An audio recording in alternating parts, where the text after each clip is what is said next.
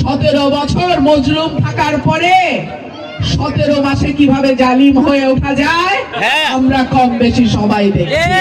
ওইটা পাশ হয়ে যাবেন ওই দিন আর নাই। 5টা বিশ্ববিদ্যালয়ের যে ডাকসু চাকসু রাকসু নির্বাচন তাকায়া দেখেন, মানুষ কইলাম জবাব দেওয়া আরম্ভ করছে। আজ থেকে 18 মাস 1.5 বছর আগে বলছিলাম সাবধান হয়ে যান, মানুষ অন্যায় অত্যাচারের বিরুদ্ধে রাস্তায় নামছে। শেখ হাসিনা দেশ ছেড়ে চলে যেতে বাধ্য হয়েছে। আপনারাও এমন কিছু করেন না যে মানুষ আপনাদের থেকে মুখ ফিরায় নেয়। আপনারা আমার কথা শুনেন নাই, ফলাফলেই দেখা যাবে ইনশাআল্লাহ মানুষ কার সাথে। বড় বড় চালকল আছে, বন্দর আছে, আমাদের গ্যাস আছে, বিদ্যুৎ কারখানা আছে, সার কারখানা আছে।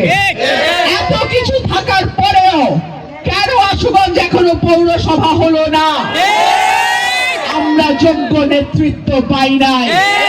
আমাদেরকে মার্কা দেখায় ঘুম পাড়ায় রাখা হয়েছে। আর কোন মার্কার উপরে আমরা ভরসা করে নাই। আমরা প্রার্থী দেখব, প্রার্থী ঠিক আছে কিনা, প্রার্থী শিক্ষিত কিনা, যোগ্য কিনা, সংসদের অভিজ্ঞতা আছে কিনা, লেখাপড়া জানে কিনা, সৎ প্রার্থী কিনা।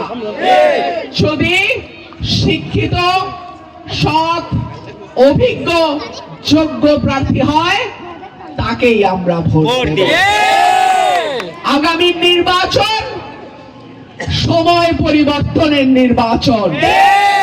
আগামী নির্বাচন সমস্ত অন্যায়, অবিচার, অত্যাচার, দুর্নীতি, চাঁদাবাজি, মামলাবাজির বিরুদ্ধে নির্বাচন।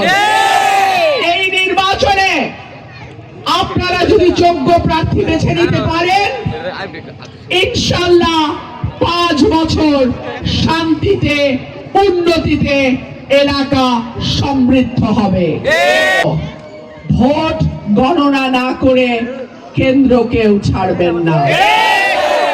কেন্দ্র পাহারায় রাখবেন, কেউ যেন একটাও জাল ভোট দিতে না পারে, কেউ যেন অযথা কেন্দ্রে বিশৃঙ্খলা তৈরি করে ভোটারদেরকে ভয় দেখাতে না পারে।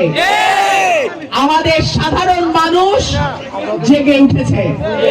সাধারণ মানুষ এখন তার অধিকারের ব্যাপারে সচেতন। সুতরাং দলের বড়ি গিলায়া আপনারা সাধারণ মানুষকে আর ঘুম পাড়ায় রাখতে আর সবার চেহারাই কম বেশি আমাদের দেখা হয়ে গেছে।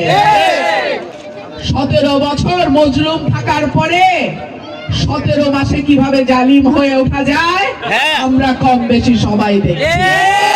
সুতরাং আগামী নির্বাচন সকল অন্যায়, অবিচার, অত্যাচারের জবাব দেওয়ার নির্বাচন। আগামী নির্বাচন নতুন বাংলাদেশ গড়ার নির্বাচন। এই নির্বাচনে আপনারা আমাদের পাশে থাকবেন ইনশাআল্লাহ। আপনাদের দোয়া সহযোগিতা থাকলে হাঁস মার্কা বিপুল ভোটে ইনশাআল্লাহ জয়লাভ করবে।